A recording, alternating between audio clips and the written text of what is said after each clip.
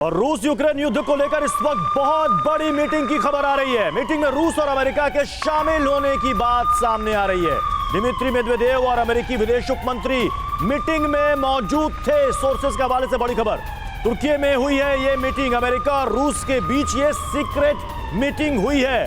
तो रूस और यूक्रेन के बीच जंग के हालात के बीच ये मीटिंग बहुत इंपॉर्टेंट है। इस मीटिंग के मायने क्या है, इसको समझना भी बेहद जरूरी है। ये तो बहुत चौंकाने वाली खबर है प्रत्युष। निश्चित तौर पर जंग जब से जारी है तब से लेकर अब तक के हालात पर अगर हम गौर करें तो ये मीटिंग अगर हुई है, जिसके पूरे संकेत मिलते हुए नजर आ रहे हैं और सोर्सेस कंफर्म कर रहे हैं कि ये मीटिंग हुई है, तो अपने आप में ये बड़े संकेत देने वाली मीटिंग है। क्या हुआ है रूस और अमेरिका के बीच हुई इस मुलाकात में? बेहद अहम मुलाकात थी। आपको बता दें कि अभी इस मीटिंग की कॉन्फर्मेशन नहीं हुई है, पुष्टि नहीं की गई है दोनों देशों की तरफ से, लेकिन उसके बावजूद भी जो जानकारियां सामने आई हैं वो चौंकाती हैं। यूक्रेन वॉर पर अमेरिका रूस के बीच तुर्की में सीक्रेट मीटिंग की खबर सामने आ रही है सोर्सेस के हवाले से। मीटिंग हुई किसके बीच? दिमित्री मेदवेदेव और विक्टोरिया नुलैंड के बीच ये मीटिंग हुई है। दिमित्री मेदवेदेव को रूस में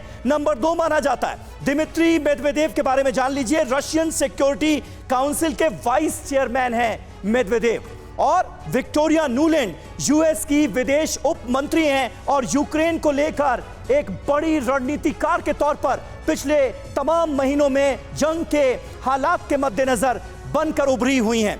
उम्मीद क्या है? दोनों देश वॉर खत्म करने का रास्ता निकाल सकते हैं। आशंका क्या है? अगर सहमति बन गई तो ज़ेलेंस्की के लिए राह बहुत मुश्किल हो जाएगी। अब मनीष झा हमारे साथ इस वक्त मौजूद हैं। मनीष, इस मुलाकात से क्या साबित हो रहा है? अगर ये मुलाकात होती है, आने वाले वक्त में ये कंफर्म हो जाता है और सोर्सेस जो कंफर्म कर रहे हैं कि ये मुलाकात हुई है, तो इसके मायने क्या हैं? इन दोनों देशों का जंग के ऐसे हालात में मिलना क्या बता रहा है?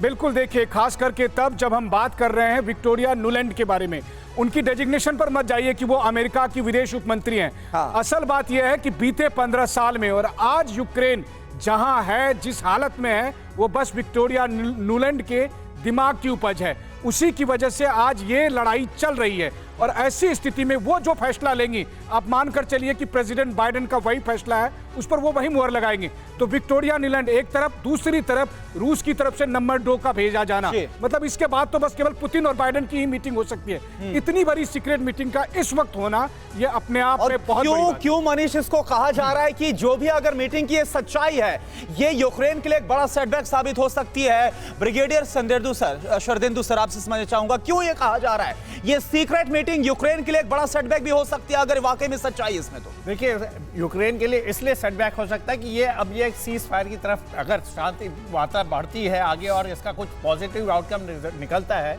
तो सीज फायर की तरफ बढ़ेगा। अब सीज फायर जब होगा तो 4 स्टेट तो यूक्रेन लूज कर चुका है, इसमें रशिया का आधिपत्य है, लिहाजा यूक्रेन का ये तो लॉस सिचुएशन है। यूक्रेन के प्रेसिडेंट ने हमेशा कहा कि हम 1-1 इंच रशिया से वापस लेंगे तभी यह युद्ध विराम होगा, लिहाजा इसलिए उनकी घबराहट इसमें सामने आ रही है। लेकिन मेरा मानना यह है कि ये अगर पीस टॉक में कन्वर्ट होता है, सीज फायर कन्वर्ट हो जाता है इस मीटिंग के बाद, तो बहुत अच्छी बात है। लेकिन शरदेंदु सर, एक बात समझ में नहीं आती, एक तरफ अमेरिका उकसाता है, लगातार हथियार सप्लाई करता है, पैकेजेस देता है, और फिर पीछे से आप सीक्रेट मीटिंग करते बिहाइंड द कर्टेन।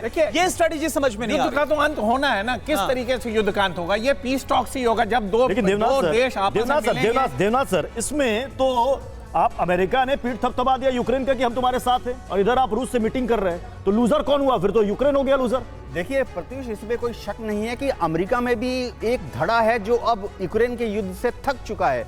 अमेरिका ने अब तक 64 या 68 बिलियन डॉलर पंप इन किया है और वो देख रहा है कि इतना हथियार देने के बावजूद यूक्रेन जो है वो इन 4 प्रांतों से, यानी डोनेट्स्क, लुहांस्क, खेर्सन और ज़ैपोरिज़िया से रूसी फौजों को पूरी तरह से पीछे धकेल नहीं पा रहा है।